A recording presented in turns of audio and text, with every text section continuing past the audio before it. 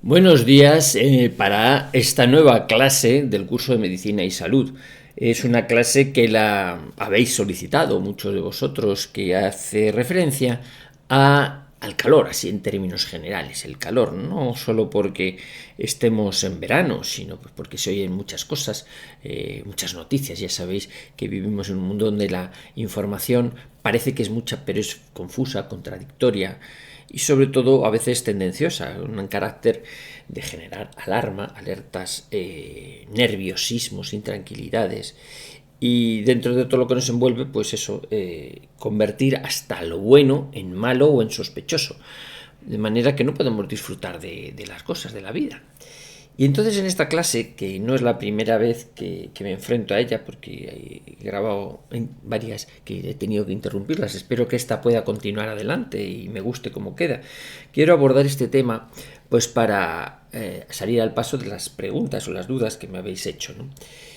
Quería empezar en la primera parte de esta charla sobre el calor, hablando del factor temperatura corporal, ¿eh? Claro, los seres vivos necesitamos tener una temperatura corporal para hacer pues, nuestras reacciones metabólicas en el organismo. Y de hecho, como sabéis, pues un cadáver está frío, se queda frío, es decir, no produce energía. Hablaba el pasado fin de semana con algún médico que en el aspecto bioquímico pues hablaba de la importancia de la cadena de electrones, los transportadores que hay en el interior de las mitocondrias, que son de un tamaño de una bacteria que están dentro de la célula, para que os hagáis a la idea de lo pequeñito que es eso. Estamos hablando de estructuras que están en el límite de resolución de la microscopía óptica, no llegas a verla, y ahí en eso es donde acontece la respiración celular, es donde se produce la energía que necesita el cuerpo, el ser humano, para seguir vivo. Las moléculas de ATP, bueno, es un poquito un recuerdo de bioquímica y de biología ultraestructural. Bien, y que el ser humano necesita tener esa energía para funcionar. De manera que cuando una persona fallece, al poco se va quedando frío el cadáver, ¿no? Porque no se están produciendo reacciones metabólicas en el interior. Los seres humanos somos, decimos siempre, seres de sangre caliente, para contraponerlo a esos animales que en realidad no es que sean de sangre fría, se llaman poiquilotermos, y nosotros somos seres vivos que tenemos mecanismos de regulación homeostásica. Qué bonito queda esto, regulación homeostásica. Quiere decir que somos capaces de adaptar nuestro cuerpo a la temperatura que hay exteriormente. Los animales, las lagartijas, poiquilotermas ellas, pues dependen de la temperatura. La lagartija se mueve muy bien cuando está el sol. Si está en la sombra o se hace frío, en invierno hibernan, porque están quietecitas, no pueden moverse, no tienen reacciones metabólicas, igual que los reptiles, ¿no? En general. Sin embargo, el ser humano tiene esa capacidad interna de tener mecanismos reguladores para que las temperaturas extremas no le afecten. Si hace frío, pues ponemos un abrigo. Si hace calor, pues nos quitamos ropa y además el organismo libera calor como pues sudando, por ejemplo. El hecho de sudar conlleva un enfriamiento de la piel. Baja la temperatura para que si esa temperatura exterior es mayor que esos 37 grados de media que tenemos en el interior, pues oye, nos regula, ¿no? Somos capaces de regular esa temperatura. Y ahí es donde peligra la vida del artista, es decir, es donde se puede poner en peligro la vida de las personas, cuando se disregula esa temperatura corporal, cuando esa temperatura baja mucho y podemos tener riesgo de congelación, o cuando se eleva demasiado y tendríamos un golpe de calor, una situación en la que hay más temperatura en el cuerpo de lo que es capaz el cuerpo de aguantar. Daos cuenta que nuestro margen de regulación es estrecho. Estrecho quiere decir que por debajo de los 35 grados puede haber problemas ya de contracción cardíaca, de fibrilación. El corazón empieza ya a decir que me paro, que estoy ya, que no sé regular esto bien, y puede dar un problema de una arritmia y morirse. Cuando entra uno en hipotermia. Y por el otro extremo, cuando la temperatura corporal es muy alta, y muy alta hablamos ya de 40 grados, pues las reacciones metabólicas interiores se deterioran, no tienen lugar, no tienen efecto, y el cuerpo fallece. Por eso la temperatura extrema, tanto por arriba como por abajo, condiciona nuestra vida. Y por eso tenemos que tener mecanismos reguladores. Claro, vivimos en medio de la superficie terrestre. Podríamos hablar, a lo mejor sale si la Tierra es redonda o plana. Hay gente por ahí que sigue con el debate a vueltas, pero bueno. Y claro, en este clima, en la atmósfera, es también un caldo de cultivo interesante para permitir la vida en este planeta. La atmósfera amortigua muchísimo, muchísimo esa temperatura externa. Daros cuenta que estábamos hablando de que en el cuerpo humano la regulación son 5 grados, o sea, entre un extremo y otro. Y en esos 5 grados nos va la vida. Pues en la parte que se refiere a planetas en términos generales como estructura que nos alberga en la Tierra, pues dentro de la Tierra, pues sí, podemos hablar siempre de las temperaturas extremas, los polos norte, tal, en los desiertos. Pero es que si sales de la Tierra, en el espacio exterior, aquello sí que es la muerte pelada. Porque claro, allí no hay protección, no hay calor, hay fríos extremos y hay unas condiciones insalubres, ¿no? Es decir, en el espacio, fuera de la atmósfera, el ser humano o lleva un traje especial o no puede sobrevivir, un traje más presurizado que te apriete, porque claro, la atmósfera también está ejerciendo una presión sobre el cuerpo. Entonces, si sales al exterior sin traje presurizado, pues las venas te estallan, ¿no? Pues, ¿por qué? Porque hay más presión dentro del cuerpo para aguantar el peso de la atmósfera. En fin, las condiciones que hemos creado, en el medio de las cuales vivimos, sumergidos en este mar de gas que es la atmósfera, estos 8 kilómetros que envuelven la superficie de la Tierra, pues son muy, muy, muy especiales, son las que permiten la vida en el planeta. Y por eso es tan difícil, increíble o poco probable pues que haya vida en otros planetas, vida tal y como la conocemos aquí, porque, bueno, puede haber vida de tantos planetas y el universo es tan grande que puede haber vida en otros planetas, pero las condiciones para el favorecimiento de la vida en este planeta pues son las que son. Y hemos dado unas pinceladas de esto, he hecho referencia a cómo está estructurado la superficie de la Tierra, la atmósfera, los gases que nos envuelven, el oxígeno y el filtro que eso hace sobre los rayos solares, porque en el fondo son los elementos, grosso modo, que condicionan que respiremos el aire que respiramos, que tengamos la temperatura que tenemos, las diferencias de calor entre el día y la noche, obviamente, o en las distintas latitudes del planeta. Pues no es lo mismo vivir en el Ecuador que vivir cerca de los polos, ¿no? Más hacia el norte o más hacia el sur, ¿no? Porque el sol incide de otra manera. Bueno, pues todas esas condiciones son las que hacen que analicemos cómo influyen los efectos atmosféricos, en concreto el calor, que es al que nos vamos a referir hoy, a la viabilidad, a la vida, a la salud del ser humano. Porque sí, constantemente estamos afectados de lo que es el cambio climático. No sé, bueno, hablaremos un poquito también de ello, porque, como os decía, todo contribuye al alarmismo, al alarmismo.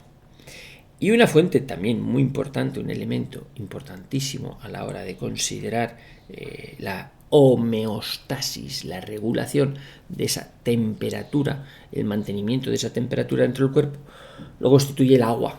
El agua, claro, el agua que también está en litigio, ¿no? Hay que hacer un monopolio del agua, si nos envenenan las aguas, si mejor el agua de mar, si mejor el agua imantada, si mejor el agua de Lourdes, si mejor el agua oxigenada, si mejor el agua ras, no sé, todo es el agua constituye una fuente también de gran controversia en el momento actual, ¿no? O sea, nos envenenan los cielos, nos envenenan las aguas, y mientras el cuerpo cómo integra todos esos venenos para lograr sobrevivir sanamente. Vamos a intentar no desviarnos del tema y centrarnos básicamente en el tema calor, pero estos son los elementos que inciden alrededor nuestro para explicarlo. Y bueno, pues qué mejor ejemplo. Mira, hoy haré los cambios de los 10 minutos, en vez de bebiendo de un vaso de agua, bebiendo de una botella, porque tengo que beber más agua, estamos en verano y entonces hay que beber más.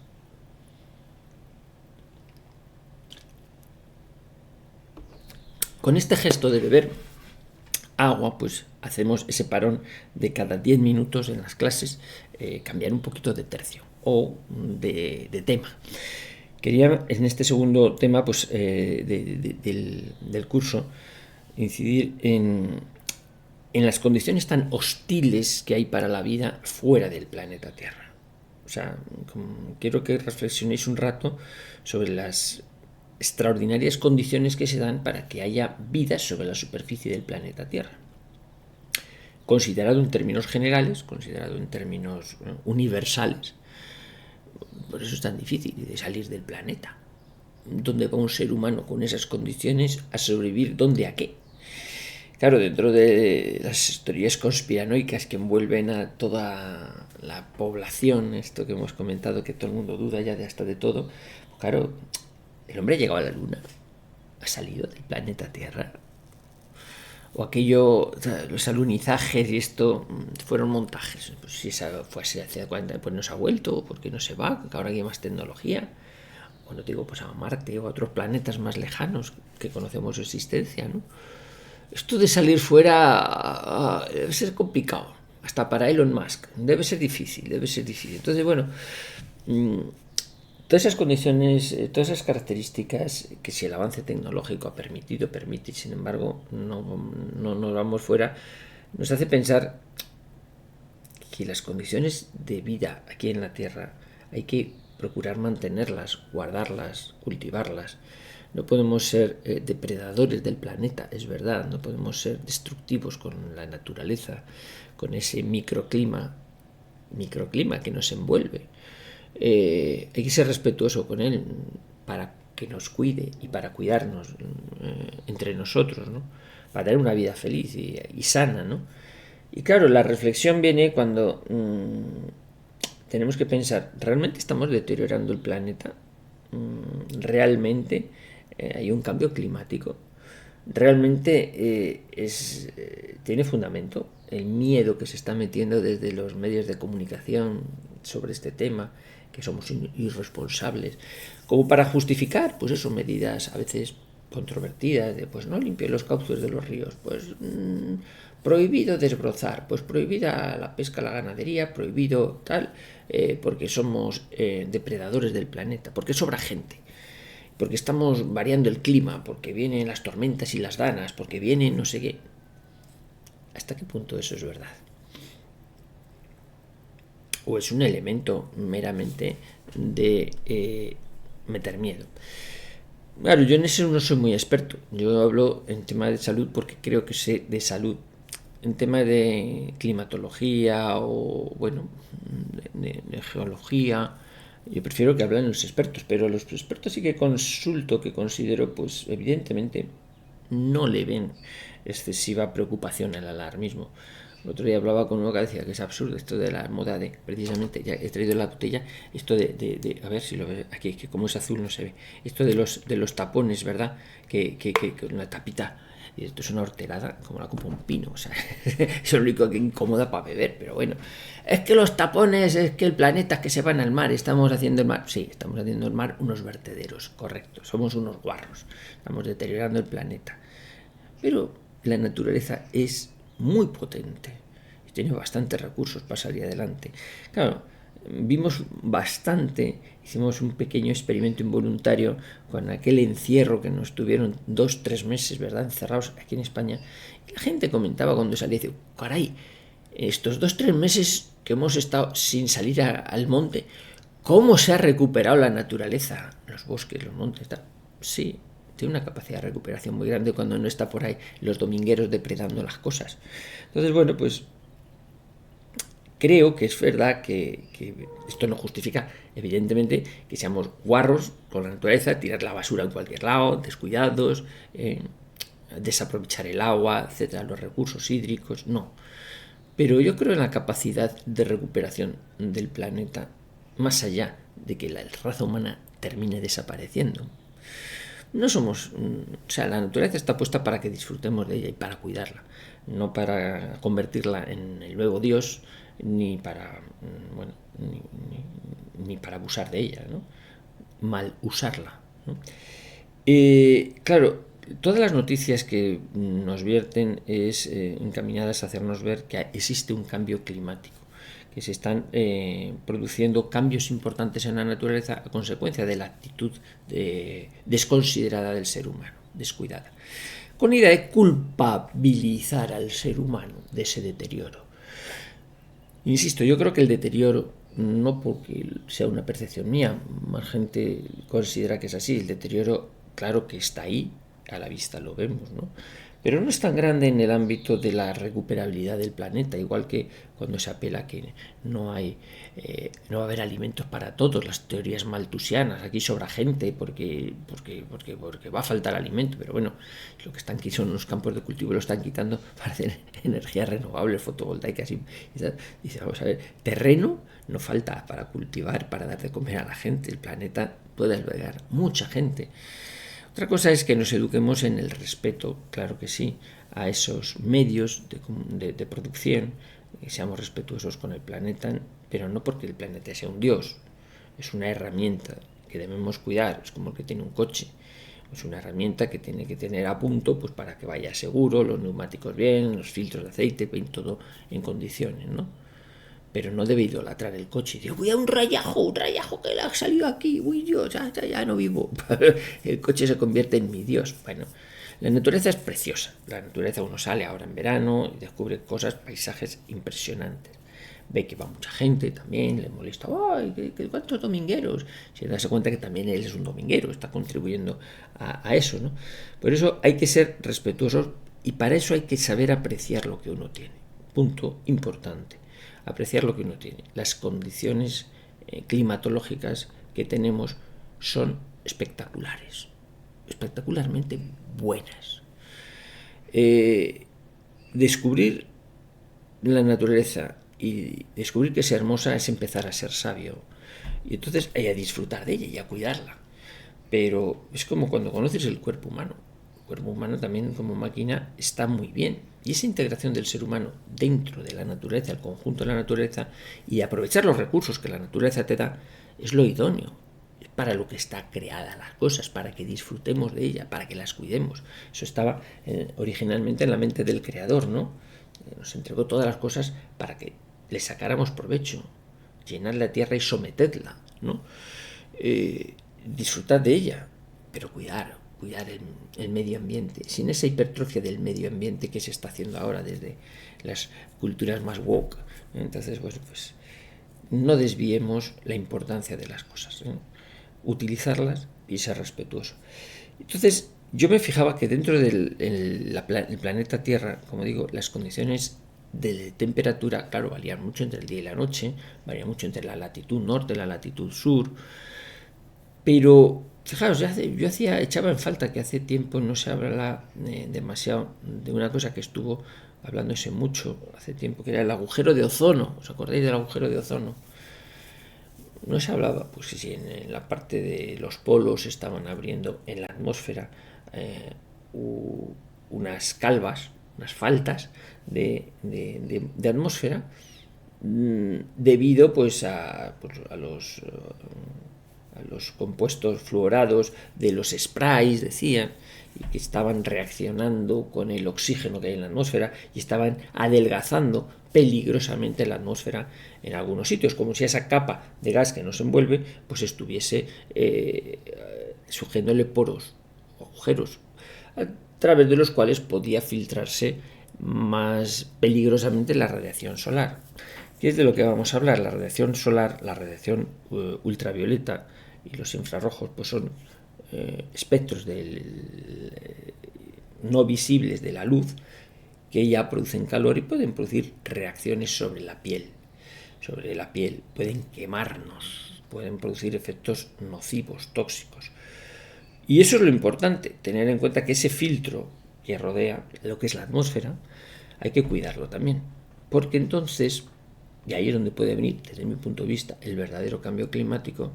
El sol de ahora no es tan sano como el sol de hace unos años. ¿Me explico? El sol sigue siendo el mismo, la radiación sigue siendo la misma, pero a lo mejor los filtros exteriores de la atmósfera que tenemos no son los mismos. Y a eso nos vamos a referir. ¿Cómo ha podido variar esa estructura en pocos años para que el sol de antes no fuese tan nocivo como el sol de ahora? Vamos a ver si lo abordamos sin mezclar demasiado las cosas.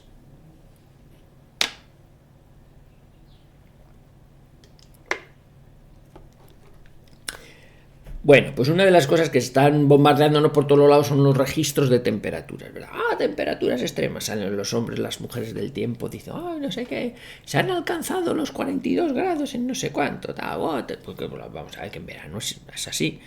Y luego salen efectivamente los despertadores del sueño intentan sacarnos del limbo, pues, gente que hace recortes de hemeroteca de hace 50, 60 años, del periódico tal, donde se alcanzan los 47 grados en Sevilla, tal, no sé qué. Bueno, sí, pues esto ya pues, en otros sitios. Temperaturas extremas pues, siempre las ha habido, siempre que ha habido registro de temperaturas, ¿no? Y entonces, bueno, pues siempre hemos tenido temperaturas extremas y desde que existen registros de temperatura, y esto lo documenta pues, la hemeroteca. Dice, pues es que la gente antes iba al campo a trabajar con 45 grados. Hombre, procuraba no ir a esas horas. De hecho, los trabajadores del campo madrugaban antes de que se levantara el sol para ir a escardar, a quitar los cardos del campo, ¿no? Y bueno, pues ¿para qué? Para evitar las horas de calor. Y hoy en día también lo hacemos, claro. Si uno tiene que trabajar en el jardín, prefiere hacerlo a primera hora de la mañana, que exponiéndose al gran calor cuando ya el sol calienta mucho, ¿no? O sea que influyen la información. ¿Cómo nos dan esa información? Porque en realidad está sucediendo climatológicamente lo mismo que sucedía hace unos años. Hace décadas, en el siglo pasado, o en el siglo antepasado, en el siglo XIX. ¿O están surgiendo algunos cambios diferentes? Bueno, pues yo creo que no. No creo. Lo que llevamos visto desde que existen registros, pues bueno, ha habido, algunos lo documentan como un pequeño, 1, 2, 3 grados a lo mejor de elevación de la temperatura, así en términos generales, como media. Claro, ¿es significativo eso para producir grandes trastornos en el organismo? Yo pienso que no. Siempre hemos hablado de mecanismos adaptativos del ser humano, del cuerpo. Y el cuerpo, si le das tiempo, puede adaptarse a situaciones muy raras. En lo alimentario, lo hemos visto, pues cantidad de gente, culturas que viven en determinados sitios y comen unas cosas que otros serían incapaces de comer así de bote pronto, a bote pronto, ¿no? O sea que no, porque se tendrían que adaptar. O mismamente soportar temperaturas, ¿verdad? Los habitantes de Siberia, pues bueno, cuando hace 20 bajo cero, pues van casi en mangas de camisa, les parece una temperatura que está bastante bien, porque oye, están acostumbrados a 40 y entonces claro, dice, hoy solo 20 bajo cero, o 0 grados, y tú de aquí, bueno, los canarios, por ejemplo, que siempre son los que ponemos en España como los que tienen dice ya 27 grados calor, 23 frío. Tienen ahí esa temperatura justa. No, entonces es una parodia, ya me perdonáis, ¿no? Pero bueno, hay gente que tiene más capacidad de aguantar temperaturas extremas y otros ya están sudando mucho, apenas, pues digamos, a los 35 grados. 35 grados, esto es insoportable. Bueno, que está acostumbrado a temperaturas extremas lo aguanta mejor. Bueno, pues yo creo que el ser humano, si le das tiempo, también se puede adaptar a esa. Vamos a ponerte que ya, desde que existen registros de temperatura, que haya subido la temperatura de nuestro entorno, pues 1, 2 grados de media. Bueno, pues vale.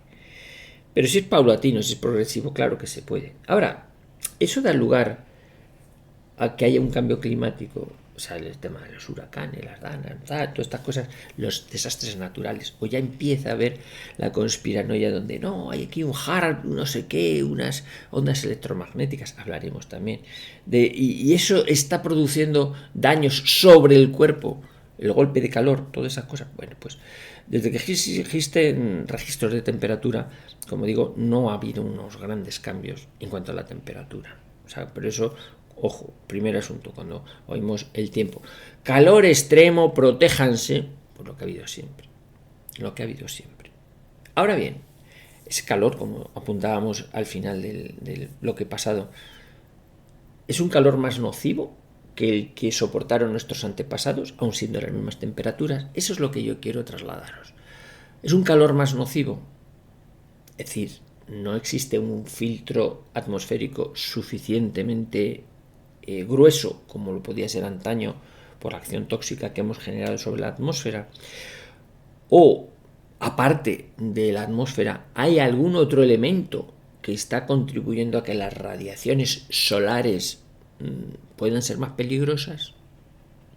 Me refiero a ondas electromagnéticas u otros componentes atmosféricos de los cuales no tenemos conocimiento, que a lo mejor antes no estaban y que están provocando que el calor que ahora llega sobre los cuerpos, los seres humanos, incida de una forma más tóxica, más nociva, más peligrosa. Es más peligroso ahora el sol, aun siendo las mismas temperaturas que antaño.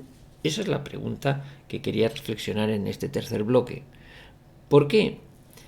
Porque ahí es más difícil evaluar cómo afectaba el calor a nuestros antepasados. La esperanza de vida antes era menor, ha ido aumentando con los años, eso sí que lo sabemos. Pero bueno, ¿y había más cánceres de piel, menos cánceres de piel, más lesiones? Sí es cierto que antes la gente, digamos, se cuidaba menos la piel y aplicaba menos productos dermatológicos y se hacía menos cosas raras, ¿no?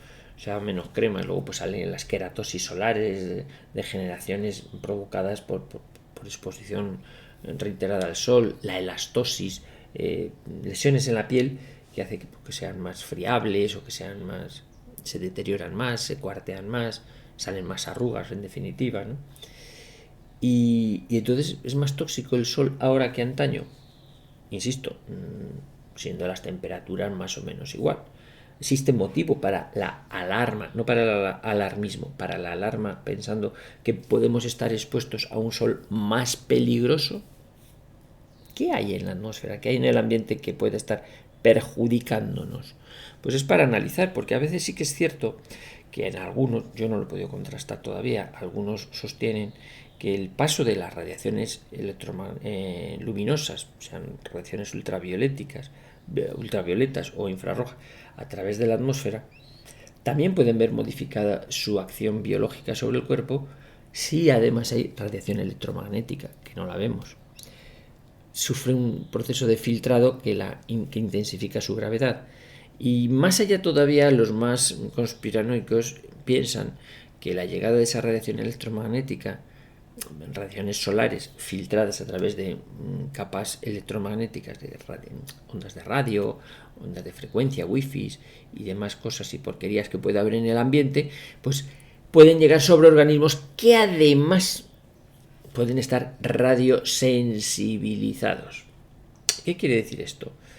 Pues que se sospecha que algunas personas pueden llevar productos en su interior que les hacen más vulnerables a estas radiaciones.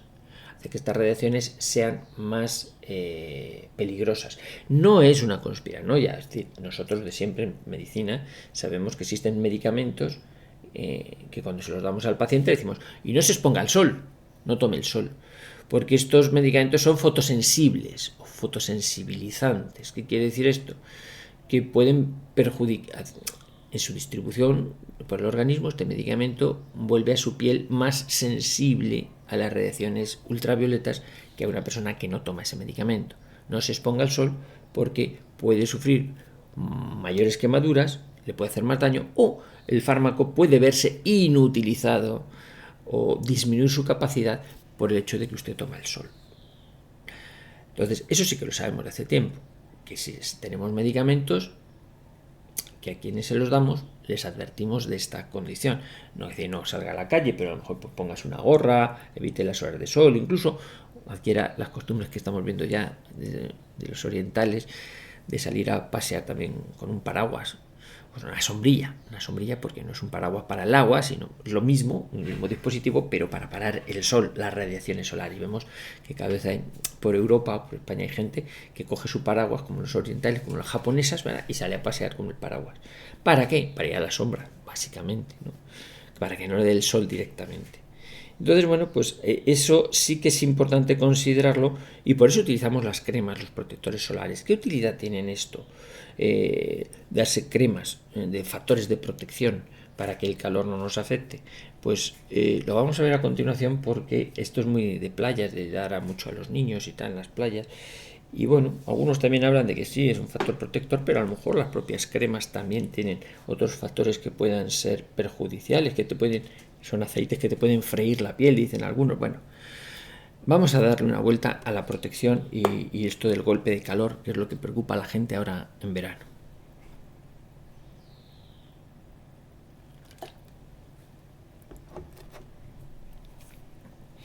El cuarto bloque, el cuarto bloque de esta clase sobre el calor quería dedicarlo a sí, los temas de la protección que ya hemos apuntado al final del bloque pasado. ¿Qué nos aplicamos? Siempre depende de la piel de cada uno. Hay gente que tiene una piel más sensible y otros menos. Y eso de la sensibilidad no solamente el que me quemo con facilidad o a mí el sol cuando me da me pone moreno. No, yo no me pongo moreno, me pongo rojo y me quemo y me salen ampollas. Las ampollas son quemaduras de segundo grado, las flictenas, técnicamente hablando. Es bueno, si uno tiene la piel más clara, protegerse con más motivo, dar unas cremas que eviten que la radiación le queme. Y desde luego lo más importante es evitar las exposiciones prolongadas y sobre todo en las horas en las que el sol está incidiendo perpendicularmente. O sea, evitar las horas centrales del día en las que el sol calienta más, pues no es lo más adecuado para tomar el sol. Es mejor a primera hora de la mañana o a última hora de la tarde, si no quieres poner su cuerpo a recibir radiaciones ultravioletas sanas, saludables, poco nocivas. Porque sí, vemos que hay una controversia con esto de hay que tomar el sol. No tome el sol da melanoma. Entonces vamos a ver. Pero el sol, sí, la vitamina D es muy importante. ¿Es bueno o es malo? Pues como todo, depende de la cantidad y lo que uno pueda asimilar, ¿no? O sea que las cosas taxativamente son buenas o malas. Hemos dicho, la luz solar nos hace falta, la luminosidad del día nos hace falta para los ritmos circadianos, para funcionar. O sea que es algo necesario. Pero claro, como todo en exceso, si te pasas o si estés expuesto a una dosis excesiva, si yo necesito beber agua, muy bien, pues bebo agua, ya veis, cada 10 minutos pues bebo agua. Claro, como bebo agua, cada 10 minutos me voy y me tiro por la catarata del Niágara. Pues me parece que va a ser la primera y la última vez que lo haga, por exceso de agua. Pues el sol hay que saber aprovecharlo también y que sirva para mantenernos sanos y saludables. Darse cremas de protección, ahí habría que consultar desde mi punto de vista algún dermatólogo, porque es el que analiza pues, la piel de cada uno y dice, pues mire usted este factor, este otro, usted mejor no se exponga, qué medicación está usted tomando que a lo mejor le hace más sensible de lo que debería ser. Le salen lunares, le salen manchas con facilidad. Estamos viendo, a lo mejor por gente, no sé, que han aumentado los casos de psoriasis, que es una enfermedad dermatológica de mayor producción de células de la piel en algunas zonas, en codos, tal. Dice, pues, ambientes, el mar y tal, no sé qué, pues esto mejora, igual que los eczemas. Un dermatólogo, la consulta de un dermatólogo puede orientarte sobre qué es lo mejor dependiendo del tipo de piel que tengas, ¿no? Pero bueno, hay consejos generales que valen para todo el mundo, ¿no? Quiero hablar de dos cosas que afectan mucho, que son en relación con el calor. Uno es el golpe de calor y otro es el corte de digestión, que son dos cosas del verano que a la gente le llaman la atención. Ahora vamos a empezar a oír hablar, sí, de los golpes de calor. El golpe de calor es una situación que puede ser grave, incluso mortal, en la cual por exceso de calor y falta de sudoración, como hemos apuntado antes, la sudoración, el sudar, es un mecanismo de liberación de calor, porque saca calor de dentro del cuerpo y además refresca la piel. El sudor sirve para humedecer la piel, generar un filtro que hace que se repela el calor, se expela, salga fuera, ¿no? Irradiemos calor hacia afuera. Es un mecanismo de liberación del calor excesivo, por eso cuando corremos, cuando hacemos ejercicio, sudamos, sobre todo si corremos al sol, pues entonces estamos liberando. Sudar es un mecanismo fisiológico imprescindible para evitar el golpe de calor. De hecho, el golpe de calor sucede cuando hay un bloqueo de ese sistema parasimpático que impide la sudoración. Entonces estás generando un calor interno que no lo puedes liberar y es como una olla a presión, que además está muy cerrada y no tiene válvula de escape, pues aquello revienta.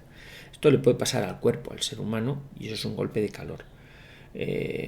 Claro, acontece que el golpe de calor como tal a lo mejor no sucede tanto como se dice. Quiero decir, el verano es un momento propicio, idóneo, pues para aumentar la lista de mortalidad de la repentinitis y camuflarlas. Vamos a ver cómo lo explico. Todos sabemos que están sucediendo cosas de, bueno, de ahí salen, de repentinitis, de muertes espontáneas en gente joven, en gente que no se esperaba, en muertes inesperadas, sin causa aparente, ¿no? Gente que se muere de repente. Claro, esto siempre lo ha habido. Gente con paradas cardíacas o con pérdida de conciencia, desvanecimientos, infartos, todo siempre lo ha habido. Ahora, al ritmo que lo está viendo, no. Eso es lo que está generando alarmas.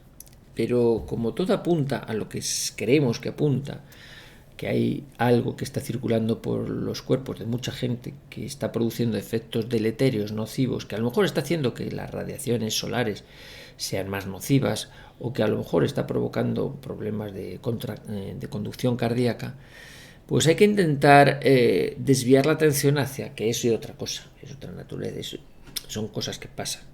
Por ejemplo, si una persona, en España, tristemente, todos los años, de 400 ahogados en las playas, playas o piscinas, no bajamos. 400 personas que fallecen ahogadas. Claro, si suben a 600, ya es que se duplica un 50%. Dicen, no, va, ahogarse o se ahoga siempre. Gente, ya, pero ¿por qué se ahoga una persona? ¿Por un corte de digestión o porque tuvo un ictus mientras estaba un accidente cerebrovascular, un desvanecimiento, una arritmia cardíaca y se murió ahogado y claro, ha muerto ahogado?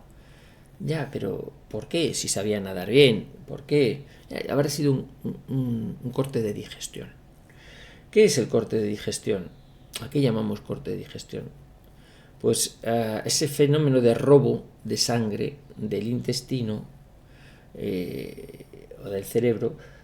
Cuando nosotros comemos, el flujo cardíaco se deriva en gran medida hacia el territorio intestinal. ¿Por qué? Porque por ahí está transitando alimento y la sangre afluye con más frecuencia hacia el intestino, se redistribuye más hacia el intestino. Cada vez que bombea el corazón, se va un porcentaje un poquito mayor hacia el intestino para ir aprovechando los nutrientes que ahí van circulando, ¿no? De manera que, claro, si la sangre, los recursos de la sangre se van para un lado, merma en otro sitio. ¿Dónde merma? Generalmente en los músculos y en el cerebro. Por eso siempre decimos, después de comer no es bueno trabajar intelectualmente porque te da somnolencia, ¿verdad? Viene la modorra después de comer. ¿Por qué? Pues porque hay una tendencia que falta riego sanguíneo. Y tampoco es bueno ponerse a currar o hacer ejercicio después de comer, porque el territorio vascular ha redistribuido gran parte de su flujo hacia el intestino, porque es donde está haciendo la digestión. ¿Qué sucede si una persona pues, se mete a nadar en agua fría, por ejemplo, sea piscina, sea en el mar, después de comer, de una comida copiosa? Pues que, mira, resulta que la sangre, al sufrir la sensación térmica de ¡ay, qué frío está el agua!, el organismo dice, hay que mandar sangre aquí, hacia la piel, porque hay que calentar la piel, porque la piel se ha quedado fría, que se ha metido en agua fría. Entonces lleva la sangre hacia la periferia. ¿Y qué hace? Deja el intestino con menos sangre de la que debería. Y entonces la digestión empieza a hacerse muy pesada. Parece que uno ha comido piedras. Y viene un síncope vagal. El nervio vago intenta regular esa falta de flujo sanguíneo que necesitaría. Los intestinos se paran, es lo que llama el corte de digestión, y pueden venir náuseas y vómitos. Si una persona está nadando en un sitio donde no hace pie y le da un desvanecimiento o le da un náuseas y empieza a vomitar, pues podéis imaginaros lo que acontece a continuación. Se ahoga. Pues que se metió después de comer o de tal y se ahogó, le dio un corte de digestión. Bueno, esto es clásicamente lo que se ha llamado corte de digestión. Sobre esto, pues ¿qué incide? Pues otros fenómenos que vemos que dices, no, pero es que no solo es corte de digestión. Vaya usted a saber si se murió por corte de digestión o con corte de digestión y además le pasó algo más. Bien, entonces, golpe de calor, el organismo deja de sudar y los mecanismos reguladores empiezan a subir la temperatura hasta límites inviables con seguir vivo. Y el corte de digestión, pues es el fenómeno de robo de sangre por hacer unos ejercicios, unos esfuerzos innecesarios, desproporcionados, someter al cuerpo a una carga de redistribución de la sangre que no es la adecuada después de comer. Y por eso se dije, bueno, después de comer, espérate las 2 horas que nos hacían esperar. Bueno, es variable. De hecho, no existe corte de digestión si uno se mete en una bañera calentita, de 37 grados. Pues no. Es que no me puedo meter en el agua después de comer, porque he comido. Bueno, si te metes en un sitio donde no va a haber esa reacción de tu cuerpo por el frío externo, pues sí, claro que puedes. ¿Por qué no? No es el hecho de mojarse el que te da el corte de digestión. Bueno, yo espero que con esto se hayan explicado estas dos cosas que la gente siempre tiene confusas, tanto el golpe de calor como el corte de digestión. Y esto cómo se puede ir derivando hacia cosas conspiranoicas. Lo vamos a ver en el siguiente apartado. La conspiración, cuidado.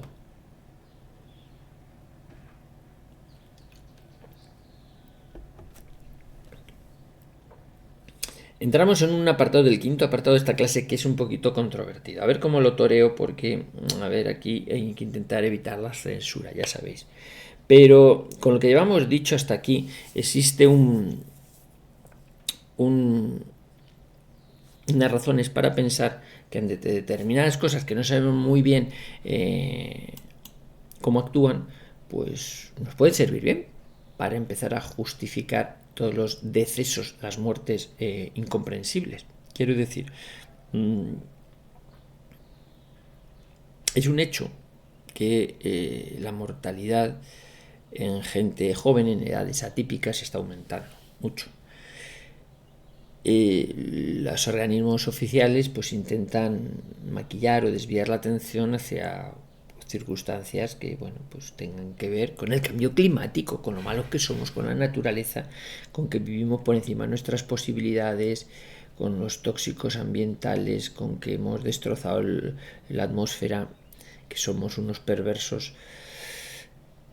Cualquier cosa que desvíe la atención de lo que desde mi punto de vista y cada vez el de más gente probablemente está en la mente de todos, y es que mayoritariamente por el cuerpo de muchas personas circulan sustancias que no tenían ningún sentido que funcionasen y que lejos de ser beneficiosas para la salud la están deteriorando directamente o pueden ser cofactores que están haciendo que otros fenómenos externos antaño no tan nocivos empiecen a serlo.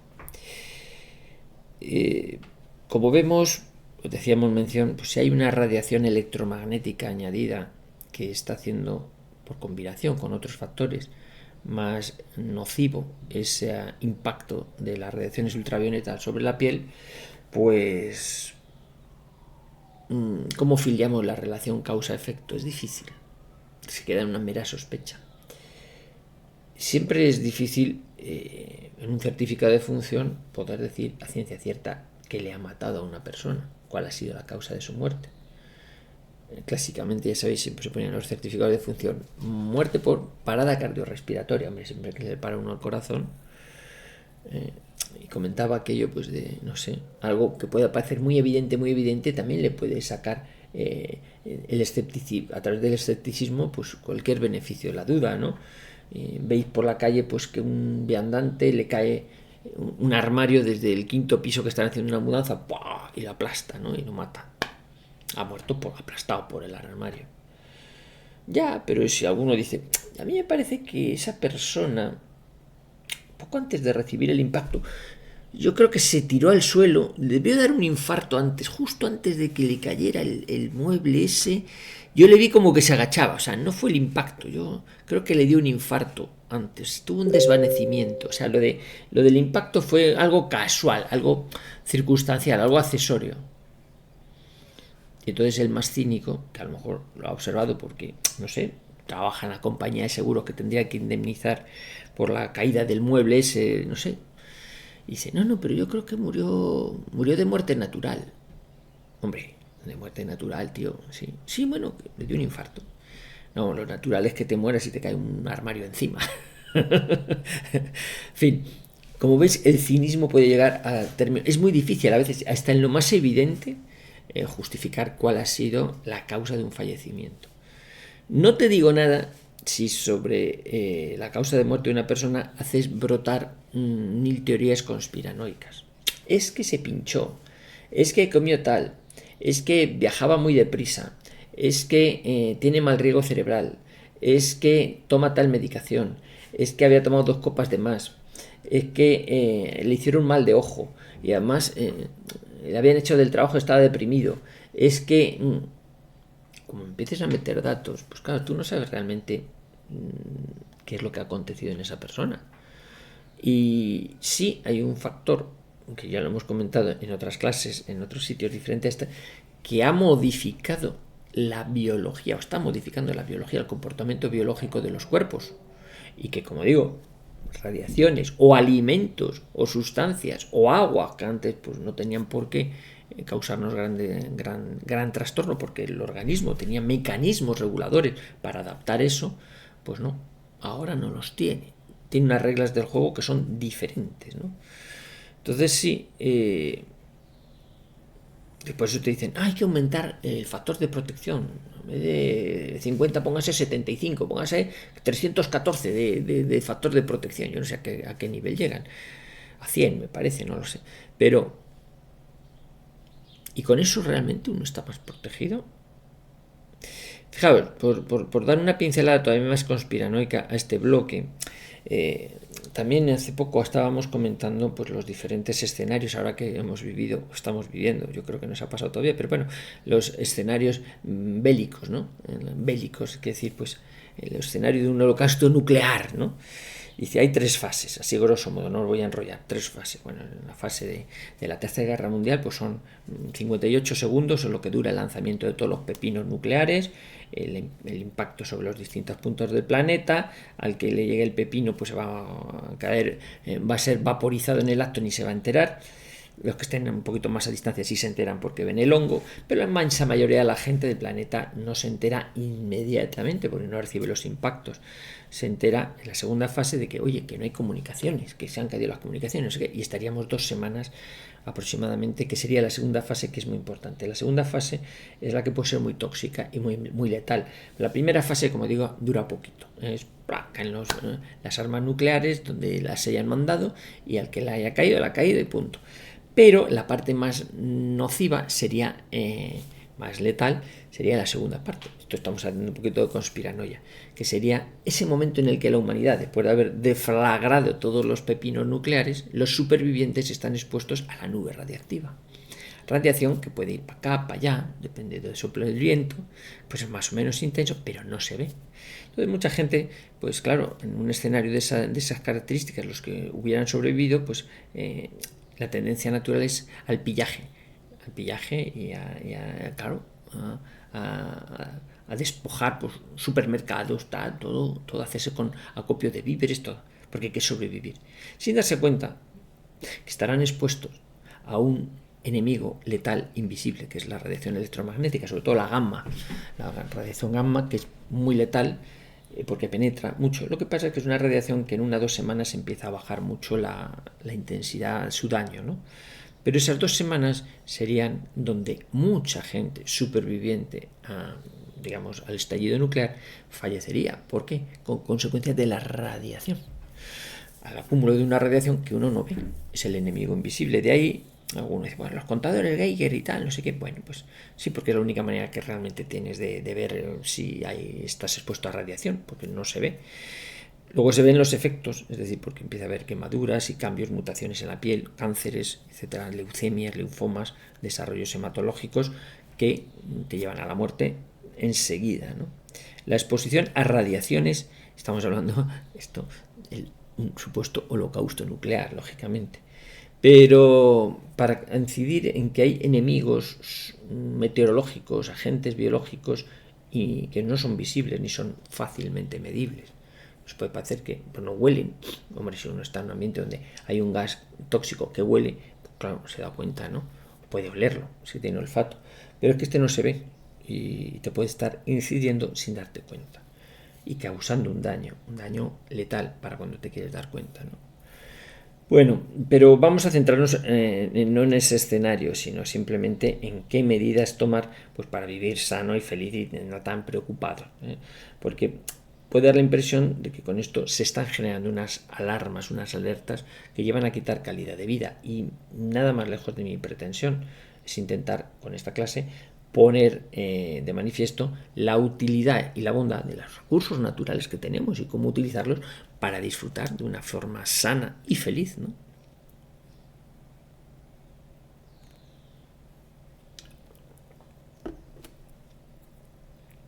Bien, en el tramo final de esta clase, efectivamente, hemos dado unas pinceladas de cómo el calor es necesario para mantener nuestra temperatura corporal, nuestras reacciones biológicas, la luz, la luminosidad, el salir, el aire, la naturaleza. Todo lo contrario a lo que es un encierro, encerrarte, no salgas, no salgas, no, sal. ¿Qué pasa? Que uno tiene que analizar cada vez, no con más frecuencia, pero más de vez en cuando, las condiciones de salubridad, de si las condiciones ambientales en las que vive son o no son sanas. Hay pues mucho sobre las teorías, si las radiaciones electromagnéticas, las antenas, el wifi, todas esas cosas son tóxicas. Hay gente que es radiosensible, hay gente que tiene una sensibilidad muy especial frente a ese tipo de radiaciones y padece a consecuencia de ellas. La inmensa mayoría de la gente no, la inmensa mayoría de la gente no tenemos esa radiosensibilidad o no la percibimos, a lo mejor nos está haciendo daño y no lo percibimos, y es un daño que se manifiesta a más largo plazo, no lo sé.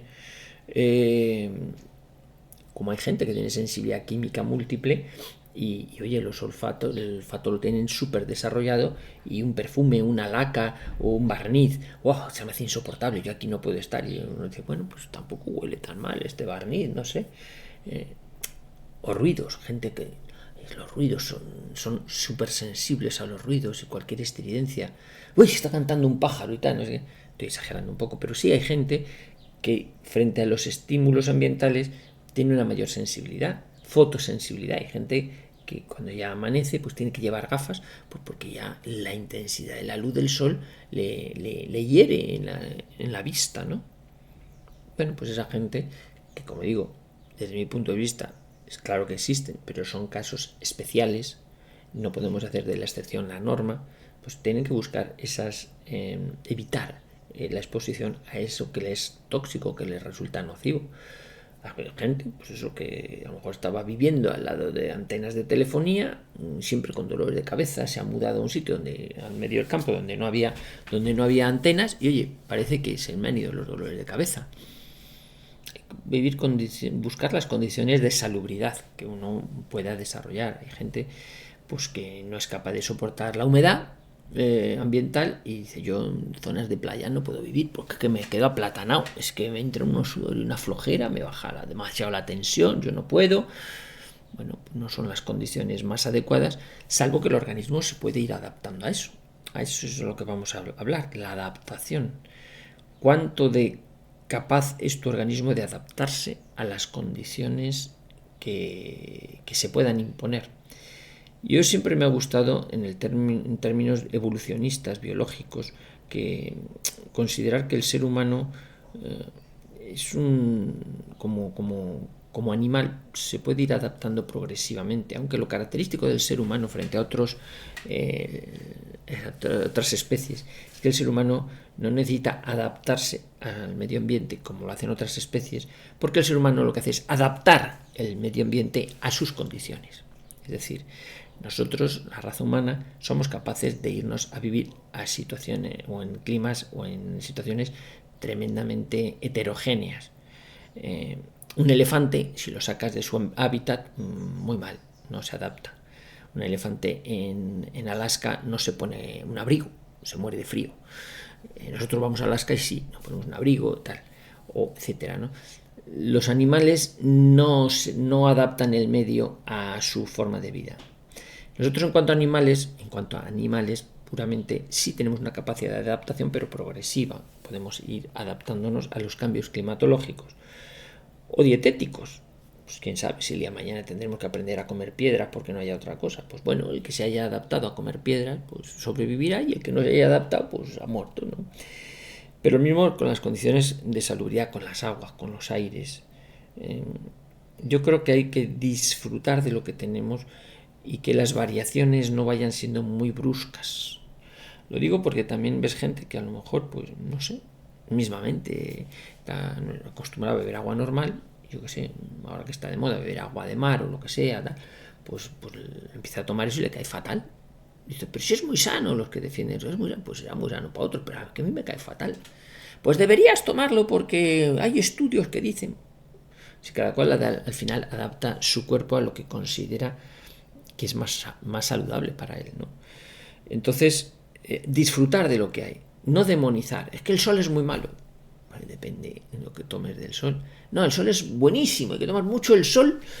Bueno, tampoco te pase, ¿no? Para la vitamina D, pues hay mucha gente que necesita tomar suplementos de vitamina D también en verano, porque es otro mito. La gente, los médicos creen que cuando llega el verano no hay que dar vitamina D porque ya el sol suple. Mentira. Tú haces un análisis de sangre a una persona que no toma vitamina D en verano y a lo mejor no la tiene tan baja como en invierno, pero la sigue teniendo baja. O sea que vitamina D sí que conviene suplementar porque tenemos deficiencia. Basta con hacer los niveles en sangre y lo ves. El 90% de la gente con deficiencia. Pues entonces habrá que suplementar. Bueno, entonces a lo que voy, disfrutar de lo que hay, pero no hacer dogmas. Cada cual arregla el cuerpo a su manera. Se trata de ser feliz, no de crear modas, de decir, bueno, pues hay que tomar el sol así, hay que beber 4 litros de agua al día. Es muy importante 4 litros. O sea, que yo soy de secano toda mi vida. Pues muy mal. Pues muy mal, no sé por qué muy mal. A mí me va muy bien. No he bebido nunca y no estoy tan mal. No, pues debería tomar esto, lo otro, lo demás allá, o aplicarse tal crema. Un poquito el sentido común. Si yo salgo al campo y noto que se me está calentando demasiado la calva, pues hombre, lo sensato es ponerte una gorra, ¿no? No, pero además, bueno, si tengo que salir a pasear a las 2 de la tarde porque tengo que ir a recoger lo que sea, pues tengo que salir, ¿no? No, que a las 2 de la tarde hay unos, sueltan unos virus y tal, no se puede salir a las 2 de la tarde. Pues se sale. Es decir, que tenemos que estar por encima de las modas y de las costumbres. Analizar qué nos cae bien, que no todo lo que le cae bien a uno le cae bien a otro. Son medidas de sentido común. Y sobre todo, darse cuenta, como colofón esta clase, que habiendo tantos factores que influyen sobre la salud en el aspecto climatológico, es muy fácil que las autoridades que están intentando justificar el exceso de mortalidad carguen sobre la naturaleza, sobre el cambio climático, sobre, fijaros qué daño se está produciendo, cuánta gente está muriendo a consecuencia de golpes de calor. Y dice, cuidado, que esto puede que no sea golpe de calor. Lo han metido por ahí, pero le dio un desvanecimiento porque tuvo un ictus, una arritmia cardíaca. En fin, entonces cuidadito, porque es una manera de ir maquillando cifras. Sobre todo al hilo, insisto, de lo difícil que es filiar la relación causa-efecto. Tenemos un daño real, y es que hay más mortalidad, pues es que hay más ahogados. Sí, pero ¿por qué hay más ahogados? No, es que el agua del mar ahora es más agresiva, ¿sabes? Hemos tirado tanta botella de plástico al mar que ahora el mar provoca que haya más ahogados. Pues de cuenta que eso no cuela por ningún lado. Pues hay gente que lo dice, cuidado. Y le pagan para que lo diga, cuidado. Lo cual es lógico, porque si no nadie diría una tontería de ese tipo si no te pagan. En fin, sed un poco críticos, analizad las condiciones y saber que en definitiva las cosas naturales están ahí para nuestro servicio, para nuestro equilibrio saludable. ¿Que ves que algo te hace daño? Pues no te aficiones. Es que yo veo a uno que sale a correr a las 3 de la tarde. Bueno, pues se acostumbra su cuerpo a esa disciplina, estará adaptado.